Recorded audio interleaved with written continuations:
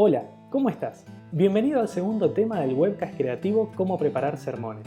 Si todavía no viste el primer video, te recomiendo que vayas al link que te voy a dejar acá abajo en la descripción.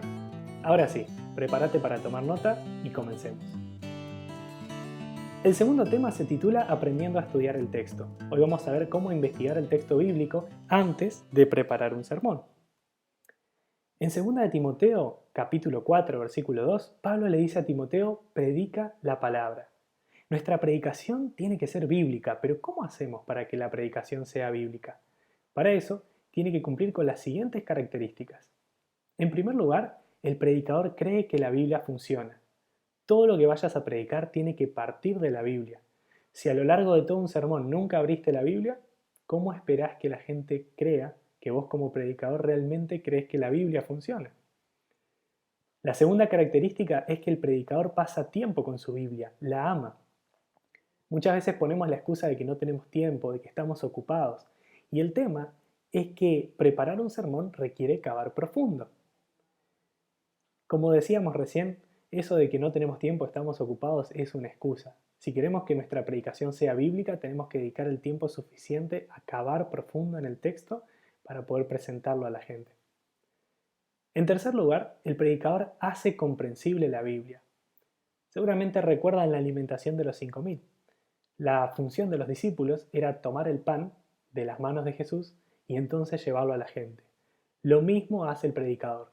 Toma la comida de las manos de Jesús y la lleva a la gente. Muchas veces pecamos en hacer demasiado difícil algo que es simple. Es como que tomamos el pan y lo queremos condimentar con un montón de cosas para darlo a la gente y la gente ni siquiera lo puede llegar a digerir. En cambio, fíjense que los discípulos tomaban el pan de las manos de Jesús y lo llevaban a la gente. Nosotros como predicadores tenemos que hacer exactamente lo mismo. No simplificamos, no le quitamos partes al mensaje, lo llevamos tal cual está en la Biblia, pero tratamos de que sea comprensible, que sea sencillo para las personas. La cuarta característica es que la predicación bíblica es práctica. Por un lado presenta la verdad bíblica, pero también apunta a las necesidades de los oyentes. En un círculo tenemos solamente un centro o un polo, mientras que en una elipse tenemos dos polos. Así tiene que ser la predicación, elíptica, como tenemos en la imagen de la izquierda. Por un lado, uno de los polos es la verdad bíblica y por el otro lado están las necesidades de la gente. Fíjense que cuando preparamos el sermón, partimos de la verdad bíblica y de ahí entonces vemos cómo esa verdad bíblica satisface a las necesidades de la gente. Ahora, cuando predicamos el sermón, vamos al revés. Partimos de las necesidades de la gente y luego lo llevamos a la Biblia, para que la gente entienda que la respuesta a sus necesidades se encuentra en la palabra de Dios.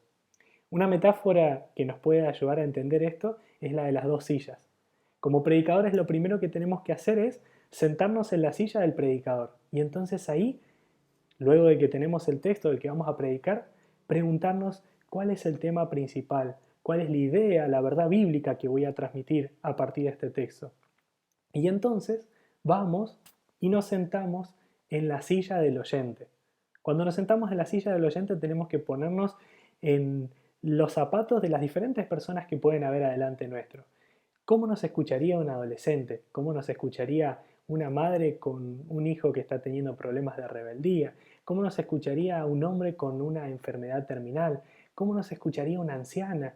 Y así para los diferentes tipos de personas, los diferentes tipos de personas que pueden llegar a escucharnos. Entonces, si lo planteamos de esa manera, vamos a saber bien cómo transmitir nuestro sermón para que pueda llegar a las necesidades de todos nuestros oyentes. Además de ser bíblica, la predicación tiene que ser cristocéntrica, y para eso usamos el ejemplo de una rueda. Fíjense que en la rueda todos los rayos se unen en el centro, en el eje. Bueno, lo mismo pasa con la predicación. Hay un montón de temas en la Biblia acerca de los cuales predicar, pero el eje que une toda la Biblia es Cristo. Por eso nuestra predicación siempre tiene que estar centrada en Él. En 1 Corintios 1:23, Pablo dice, predicamos a Cristo crucificado. Ahora, ¿cuáles son las características de una predicación cristocéntrica? Las tenemos aquí. La primera característica es que el predicador tiene la vida centrada en Cristo. Fíjense bien lo que dice esta frase. Lo que la gente piensa de Cristo depende menos de lo que decimos acerca de Él que lo que los oyentes piensan de nosotros mientras lo decimos. En otras palabras, para que la predicación sea cristocéntrica, la vida del predicador tiene que ser cristocéntrica, centrada en Cristo. La segunda característica es que la predicación cristocéntrica usa a Cristo como prueba. Es decir, se pregunta y responde a los siguientes interrogantes. ¿Qué dijo Jesús? ¿Qué hizo Jesús? En la predicación cristocéntrica usamos el ejemplo de la vida de Cristo para de ahí extraer lecciones que nos sirvan para poder aplicar en la práctica. La tercera característica es que está centrada en la esperanza. Es decir, la gente no necesita ir a la iglesia para saber que son pecadores, pero sí necesitan ir a la iglesia para saber que tienen esperanza. ¿Bien? No sirve de nada hacer una predicación en la que constantemente le machaquemos a la gente cuán pecadores son si no le presentamos la solución, que es Cristo.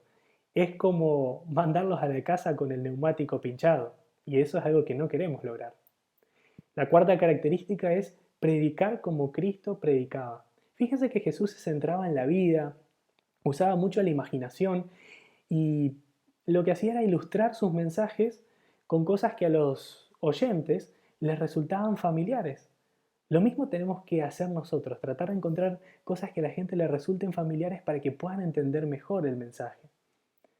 Y la quinta característica de una predicación cristocéntrica es predicar a un Cristo bíblico. Muchas veces pasa que los predicadores predican a un Cristo que tiene mucho en común con sus propias características. Un predicador atlético va a predicar a un Cristo atlético, por ejemplo. Un predicador extrovertido va a predicar a un Cristo extrovertido. Pero la pregunta que tenemos que hacernos es ¿cómo era realmente Jesús? Un predicador cristocéntrico va a ir a la Biblia con una mente abierta y va a presentar a Jesús tal como Él es. Vamos a hablar un poco acerca de la interpretación ahora. La interpretación son justamente esas herramientas que utilizamos para desenterrar el significado del texto bíblico que vamos a estar analizando. En la interpretación hay tres objetivos básicos y entre estos tres objetivos vamos a poner dos embudos. Ahora les voy a explicar por qué. El primer objetivo es determinar qué comprendió y qué quiso comunicar el autor. O sea, lo primero que tenemos que entender es qué significó ese texto, ese mensaje en su contexto original. Pero de ese contexto reducido, ahora lo que tenemos que hacer es comprender el significado más pleno y profundo del texto.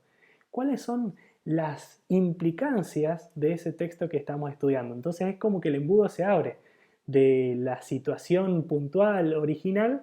Ahora vamos a extraer los principios que se pueden aplicar en diferentes situaciones de la vida, los principios universales que encontramos en ese texto. Pero no termina ahí, porque el tercer objetivo de la interpretación es agarrar eso nuevamente y pasarlo todo por el embudo para traducir el significado del texto a un lenguaje actual. ¿Bien?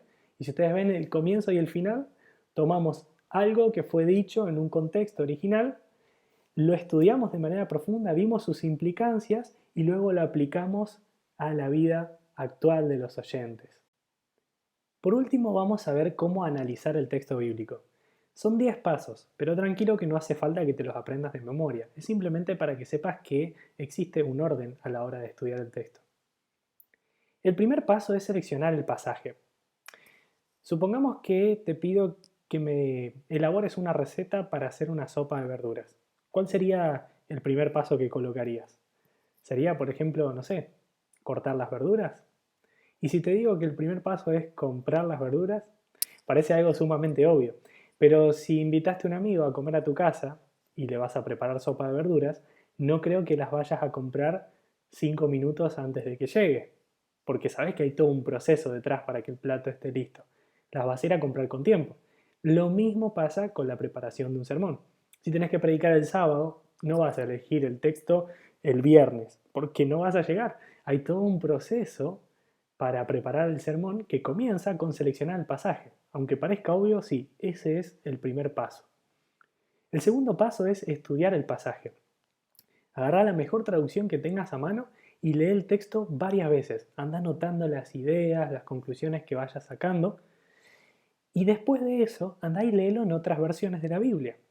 Hay algunas herramientas que nos pueden ayudar con esto. Por ejemplo, hay una página web que se llama Bible Gateway, ahí les dejé el loguito, que es una página que nos permite leer la Biblia en diferentes versiones, en nuestro idioma, en español, en inglés y en otros idiomas también. Entonces, si quieres leer otras versiones en español, puedes leerlas ahí. Y también podés utilizar herramientas que te ayuden a leer también versiones del texto original, en hebreo para el Antiguo Testamento y en griego para el Nuevo Testamento. Una de esas herramientas es eSword, que es un programa donde vos, por ejemplo, podés colocar el cursor sobre una palabrita y entonces te va a decir cuáles son los significados o implicancias de esa palabra en el idioma original. Otra página web que podés usar es Logos Calogos. Yo te voy a dejar el link a cada una de estas páginas en la descripción del video. Y esa página te permite leer la Biblia de manera interlineal. ¿Y esto qué significa? Significa que vos tenés una línea en hebreo, por ejemplo, y una línea en español abajo. Entonces te va traduciendo casi de manera literal cada frase o cada expresión. También es bastante útil para poder entender el significado de un texto. Luego hay que estudiar el contexto. Hay que ver el trasfondo social, cultural, religioso donde se escribió y para eso podemos utilizar enciclopedias, diccionarios bíblicos que nos amplíen un poco el conocimiento. También tenemos que leer los textos paralelos, por ejemplo los evangelios. Podemos leer una historia en un evangelio y leer también cómo está relatada esa historia en los demás evangelios para ir ampliando nuestra comprensión del texto, ir agregándole detalles.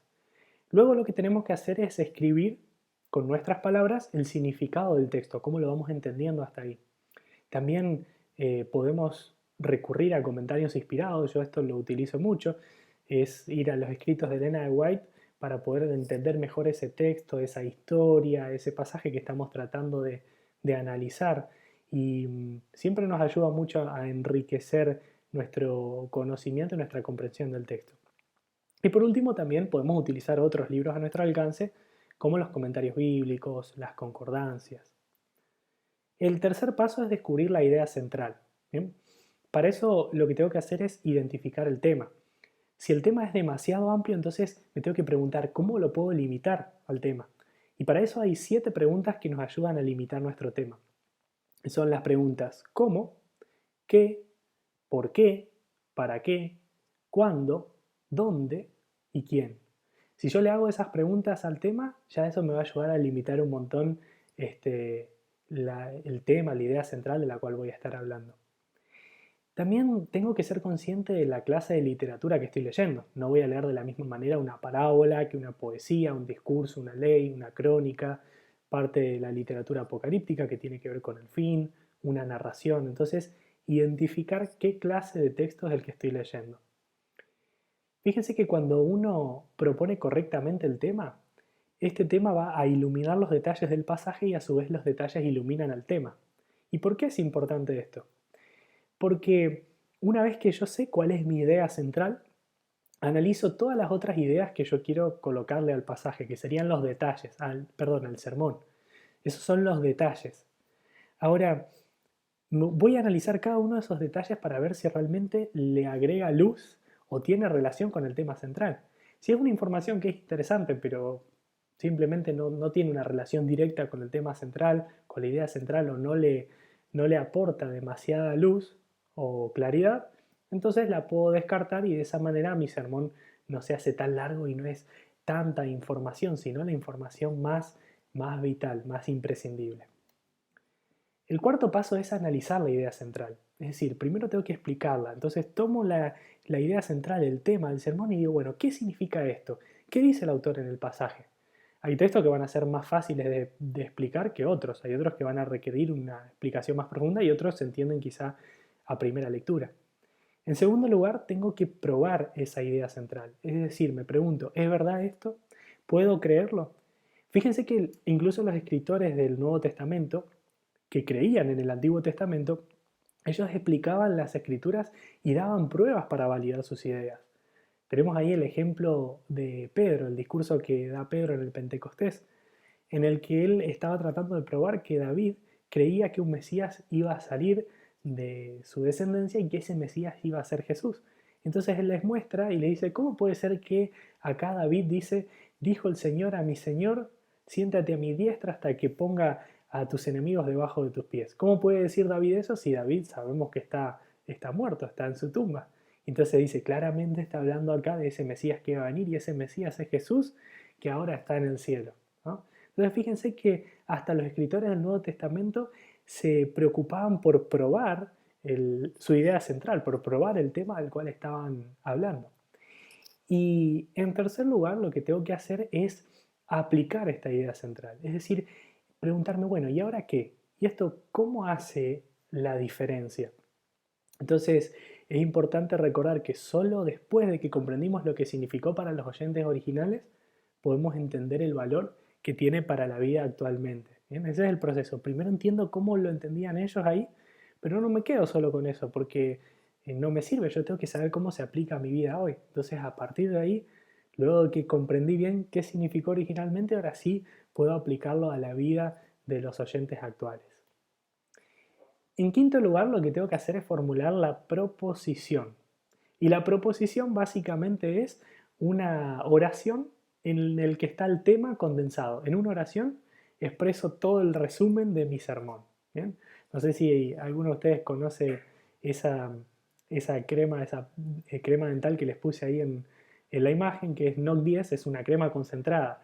Si alguna vez tienen una de esas, no le pongan mucha crema al cepillo porque realmente van a largar espuma por todos lados. Con un poquito ya basta. Bueno, lo que tengo que hacer con la proposición es eso, condensar, concentrar todo el tema, todo el sermón en una sola frase, y esa es la proposición.